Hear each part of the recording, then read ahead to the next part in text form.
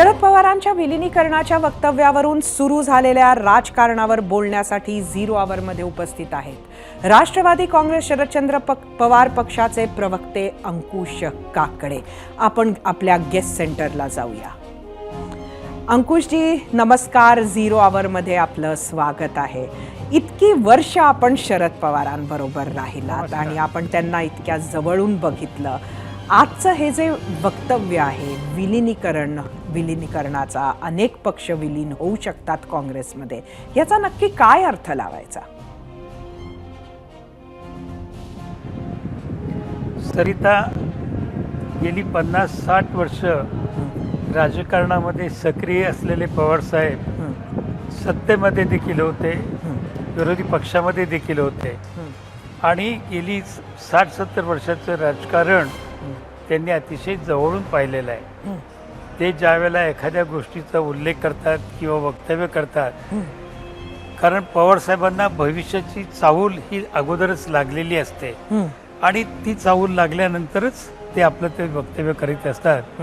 त्याचप्रमाणे कदाचित आजचं इंडियन एक्सप्रेसला किंवा माझाला त्यांनी जी मुलाखत दिली त्याप्रमाणे त्यांनी ते वक्तव्य केलं आहे आणि असं होणं हे काही फारसं कठीण नाही, कारण आज देशामध्ये जे अनेक पक्ष असे आहेत की जे ते पूर्वी त्या आज सध्या पक्षाचं त्यांचं नाव वेगळं असेल पण त्या पक्षामध्ये काम करणारी नेते मंडळी यापूर्वी काँग्रेस पक्षामध्ये काम करीत होती।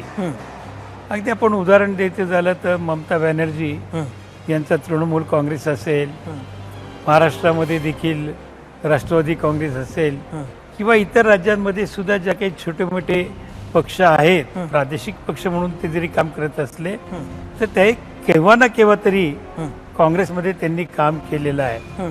खरं तर लोकांची उत्सुकता जी आहे अंकुशजी, ती खास राष्ट्रवादी काँग्रेस शरद पवार पक्षाबद्दल आहे आणि त्यामुळे इतर तर आहेतच जसं आपण म्हटलं तसं, पण खास शरद पवारांच्या पक्षाच्या विलीनीकरणाची शक्यता तुम्हाला किती वाटते? नाही, पवार साहेबांनी जे वक्तव्य केले ते आपणही सांगितलं की अशी शक्यता आहे। आता छोटे छोटे पक्ष संपवण्याचा प्रयत्न भारतीय जनता पक्षाचा आहे, उघडपणे त्यांची ती वक्तव्य चालली, त्यामुळे छोटे पक्ष प्रादेशिक पक्ष चालवणं अतिशय कठीण आहे सगळ्याच बाबतीमध्ये, साधन सामग्री असेल, आर्थिक परिस्थिती असेल।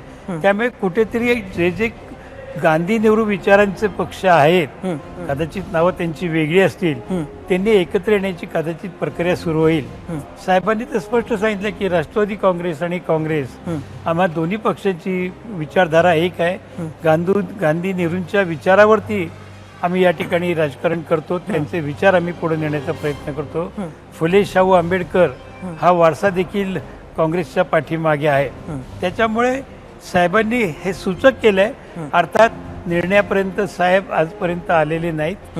निवडणुका झाल्यानंतर पक्षाच्या वरिष्ठ नेत्यांशी इतर राज्यातील नेत्यांशी चर्चा करून त्या बाबतीमध्ये काय तो निर्णय करू शकतील।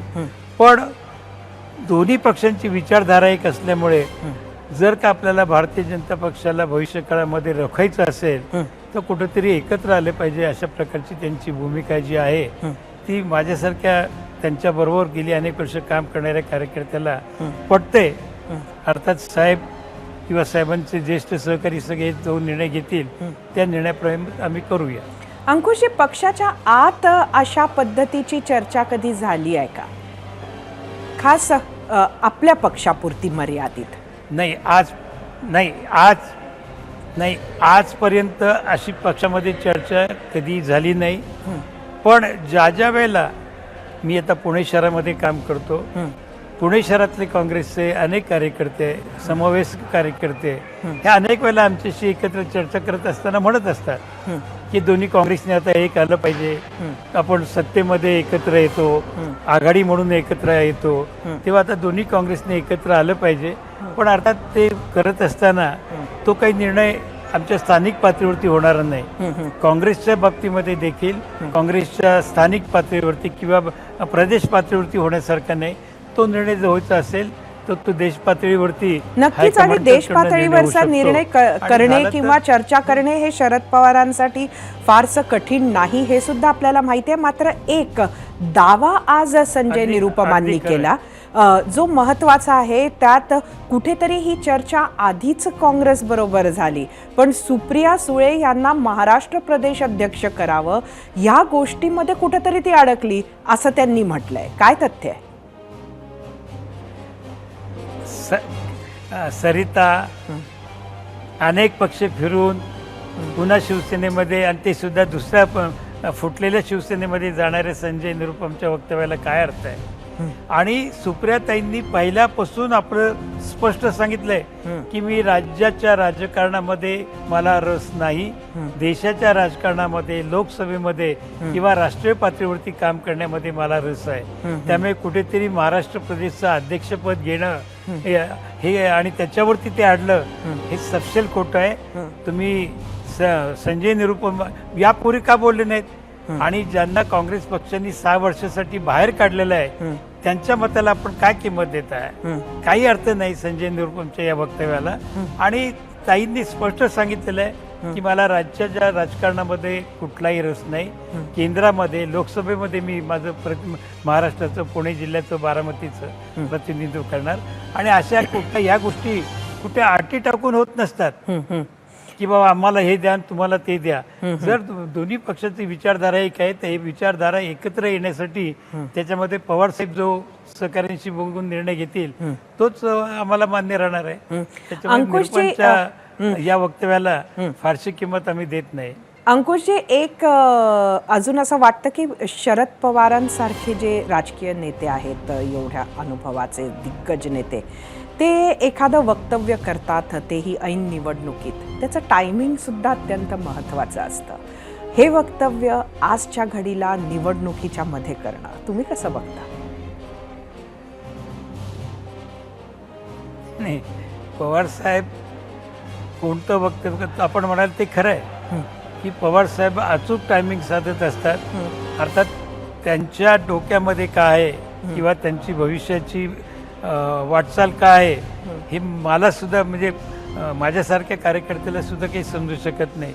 इतरांना समजेल की नाही त्याच्याबद्दलही माझ्या मनामध्ये शंका आहे. पण कुठेतरी पवारसाहेब ज्यावेळेला बोलतात त्याच्यामध्ये फार मोठा मतितार्थ असतो आणि कदाचित तो भविष्यकाळामध्ये आपल्याला त्या मतितार्थाचं रूपांतर झाल्याचं पाहायला मिळू शकतं. अर्थात पक्षाने तशा प्रकारचा कुठलाही आजपर्यंत निर्णय घेतलेला नाही.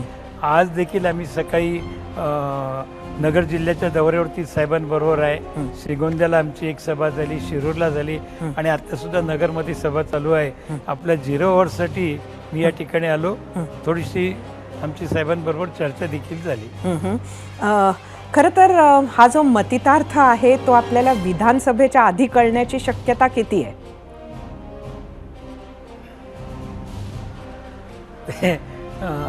त्याचं उत्तर फक्त आणि फक्त शरदराव पवारच देऊ शकतात. मी खरं तर आपले खूप खूप धन्यवाद करते. आपण सभेतून खास वेळ काढला 0 अवर्ससाठी आणि आलात आणि आमच्या सर्व प्रश्नांची उत्तरं दिलीत त्याबद्दल खूप धन्यवाद.